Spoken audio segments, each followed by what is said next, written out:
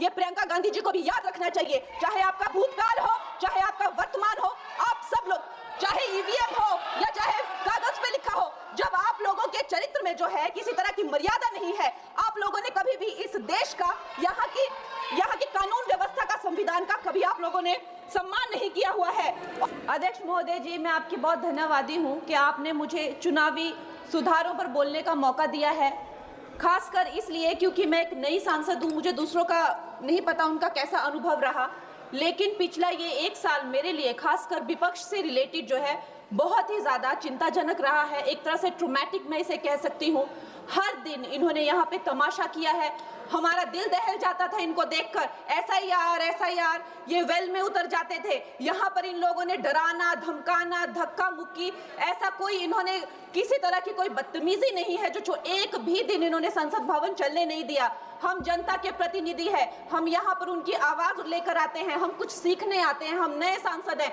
इन्होंने संसद अगर पिछले 2-3 दिन को छोड़ा जाए तो साल पर शायद ही थोड़ा चलने दिया है। एसआईआर कर करके इन्होंने यहाँ पे तमाशे किए, लेकिन अब जब इनको बोलने की बारी आई एसआईआर पे, तो अध्यक्ष महोदय जी, हम देख रहे हैं कि कल leader of opposition Rahul Gandhi ji ने, मुझे लगा क्या खुलासा होगा, हम भी बड़े उत्सुक थे, सारी साल हमने एक ही शब्द सुना है, अब ये क्या ग्रैंड रेवलेशन होगी। लेकिन राहुल गांधी जी जो लीडर ऑफ ऑपोजिशन है, उन्होंने कल जब कहा खादी है, खादी में धागे हैं, धागे में लोग हैं, लोगों के अंदर, उनको जब कहा गया कि आप पॉइंट की बात कीजिए, तो उन्होंने कहा कि मैं अपना फ्रेम कर रहा हूं, मैं अपना आर्ग्यूमेंट फ्रेम कर रहा हूं। और इतनी देर बाद जब वो फ्रेम करके पहुंचे तो ले देकर वो वापस उसी अंतर्राष्ट्रीय मूल की महिला, अध्यक्ष जी, मैं एक महिला होने के नाते आपसे रिक्वेस्ट करना चाहती हूं कि every woman is entitled to her dignity. वो अंतर्राष्ट्रीय मूल की है, विदेशी महिला है, लेकिन उन्होंने कितनी बार आकर उन्होंने सोशल मीडिया पे कहा है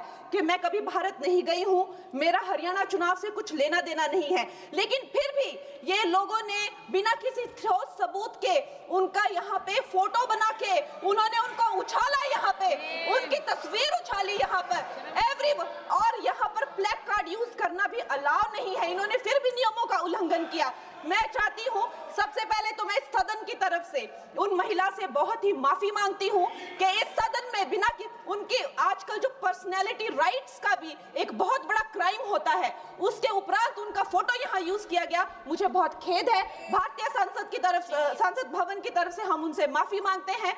और ये देखिए, महिलाओं का हमेशा ये अपमान करते हैं, लेकिन हमारे प्रधानमंत्री चाहे बेटी बचाओ बेटी पढ़ाओ हो, महिलाओं को शौचालय देने से लेकर, महिलाओं को गैस देने से लेकर, महिलाओं को जो है वो छात्रवृत्ति, न जाने कितनी ऐसी योजनाएं हैं। कांग्रेस वालों, शायद तुम लोग ये समझ नहीं पा रहे हो, ईवीएम्स हैक नहीं करते हैं प्रधानमंत्री लोगों के दिलों को हैक करते हैं।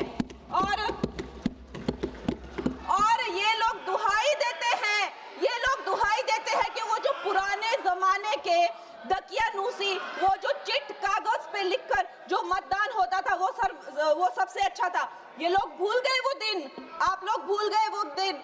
इंदिरा गांधी वर्सेस राज नारायण का केस, उसको जो है इतिहास में The case that shook the nation के नाम से जाना जाता है। उस पर मैंने एक फिल्म भी बनाई हुई है।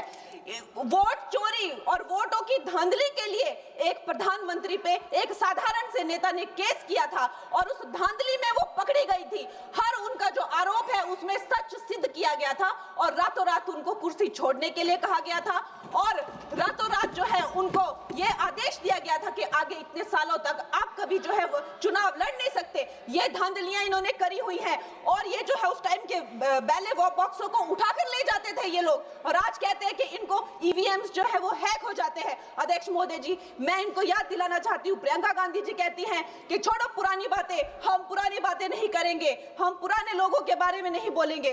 तो मैं ये जानना चाहती हूँ कि आपकी जो माता जी हैं वो तो आपकी अध्यक्ष है और इस वक्त की वो अध्यक्ष है। उनकी जो है, आप देखिए, जब उनकी नागरिकता नहीं थी, जब उनके पास 1983 में नागरिकता आई, उसके कितने साल पहले से वो वोट देती आ रही हैं।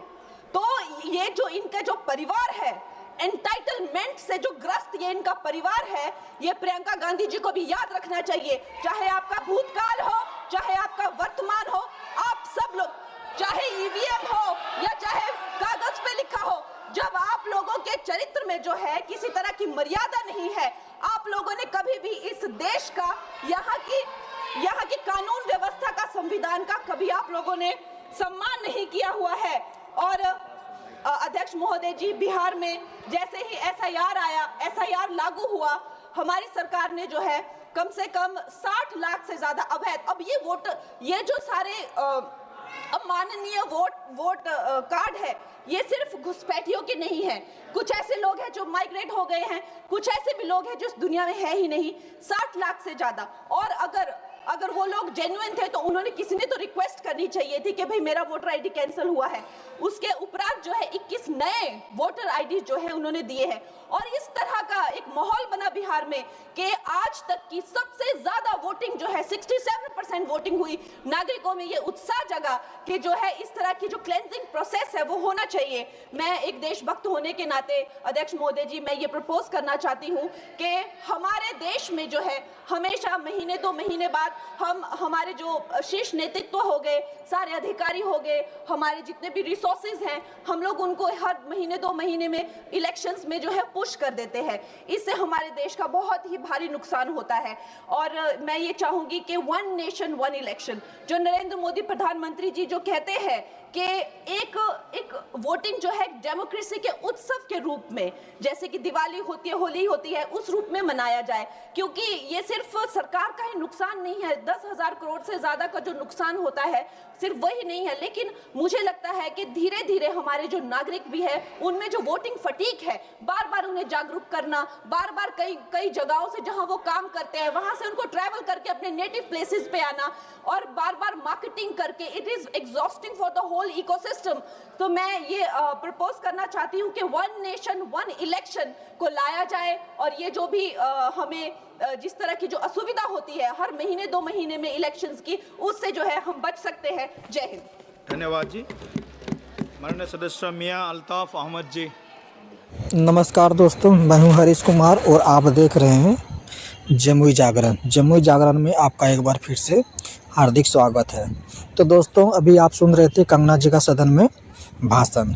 वो बोल रही थी 1 नेशन 1 वोट, मतलब एक ही देश में एक ही नेता होना चाहिए, ऐसा कुछ वो कहना चाह रही थी।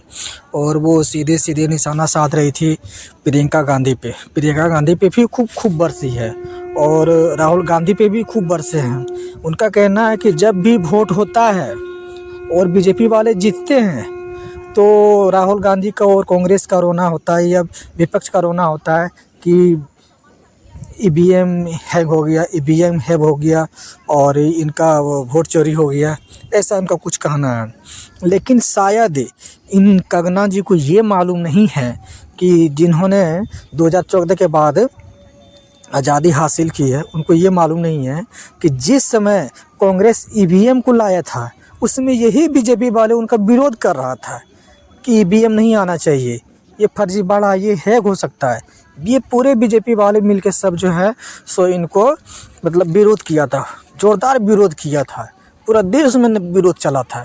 शायद इनको मालूम नहीं था, मालूम भी कहाँ से होगा इनको, ये तो 2014 के बाद आज़ाद हुए हैं, 2014 के बाद इनको जानकारी होगा, पहले इनका जानकारी नहीं होगा। हाँ, पहले 70 सालों का ये हिसाब कंगना जी मांग सकती हैं, 70 सालों का हिसाब कंगना जी मांग सकती हैं आराम से कि 70 साल में कांग्रेस क्या किया है, उनका हिसाब चाहिए। लेकिन कंगना जी को ये पता नहीं है कि इस चीज़ ईवीएम के बारे में बात करेंगे। ये ईवीएम लाने के लिए कांग्रेस चाह रहा था कि ईवीएम लाएंगे, तो यही बीजेपी वाले उनका विरोध कर रहे थे, समझे।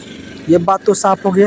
दूसरी बात है कि कंगना जी अभी बोल रही हैं कि कांग्रेस का जो अभी अध्यक्ष हैं सोनिया गांधी जी, शायद इनको ये पता नहीं है, इनका IQ लेवल बहुत ज़ीरो है, इनका GK बहुत ज़ीरो है। अभी कांग्रेस का अध्यक्ष सोनिया गांधी जी नहीं है, इनको पता होना चाहिए, ठीक है। और आप जाके गूगल में सर्च कीजिए या फिर किसी भाजपाई को पता कर लीजिए, उनसे पूछ लीजिए कि बीजेपी का कांग्रेस का अध्यक्ष कौन है, आपको पता चल जाएगा। सोनिया गांधी जी अध्यक्ष नहीं है, कंगना जी, ठीक है। अगर आप सदन में आती हैं कुछ बोलने के लिए, कुछ अपना बात रखने के लिए, तो आप तैयारी करके आइए, इसी तरह मत आ जाइए जो कि आपका बेइज्जती हो। आप समझ रही हैं ना, आप एक सांसद हैं, आपको जनता चुन के वहाँ भेजा गया है जनता के लिए बात करने के लिए, और आप कुछ भी मतलब बोल दे रही हैं, इसका मतलब ये थोड़ी होता है। दूसरी बात है कि आपको जनता कौन वोट दे दिया है ये भी समझ में नहीं आ रहा है। कौन ऐसा मतलब नागरिक था जो कि आपको चुना है, ये भी समझ में नहीं आ रहा है। ठीक है, हालांकि ये तो सबको मालूम है कि बीजेपी का मेहरबानी है, जहाँ भी बीजेपी अपना कुछ कैंडिडेट को खड़ा करता है ना, तो वहाँ उनका कुछ ना कुछ होता है। उन्हीं का मेहरबानी है जो कि आप सांसद बन के वहाँ पे पहुँची हैं और आज पार्लियामेंट में भाषण दे रही है। ठीक है, और आप कुछ बोल रही थी कि ये करेंगे वो करेंगे, पहले आप बोलने के लिए सीख जाइए। आप कितना अच्छा से बोलती हैं ये सबको मालूम है, आप कुछ भी मत बोल दीजिए। राहुल गांधी एक जिम्मेदार नागरिक हैं, ठीक है, उनका पूर्वज ही जिम्मेदार नागरिक थे जिन पर आप आज उंगली उठा रही हैं। अगर आप ऐसा बीजेपी वाले पर अगर उंगली उठाते ना तो समझ जाइए कि अभी आप कहाँ होते, समझे, अभी आप कहाँ होते। आप इतना आसानी से अगर ऊपर उंगली उठा रहे हैं तो ये गांधी जी का, ये राहुल गांधी जी का एहसान मानिए आप, समझ गए। तो दोस्तों आप अभी आप भाषण सुने होंगे कंगना जी का, तो कंगना जी का भाषण आपको कैसा लगा, ठीक है, ये कितना गलत कितना सही बोलती हैं ये कमेंट बॉक्स में ज़रूर बताइएगा। और हमारे चैनल पर अगर आप नए हैं तो सब्सक्राइब कर लीजिएगा प्लीज़। अगर मेरा चैनल आपको अच्छा लगता है, मेरा वीडियो अच्छा लगता है तो प्लीज़ आपसे रिक्वेस्ट है सब्सक्राइब कर लीजिएगा। और इनका वीडियो जो है ना हर भारतीय के पास होना चाहिए जो अंधभक्त है, जिनका ये हीरोइन है, अभिनेत्री हैं, अंधभक्त का ही अभिनेत्री हैं। ऐसे बोलती हैं जैसे लगता है वाह, अरे फेंकने में तो बीजेपी वालों से सीखना चाहिए कि कैसे क्या फेंक रही है नहीं फेंक रही है। तो ठीक है दोस्तों।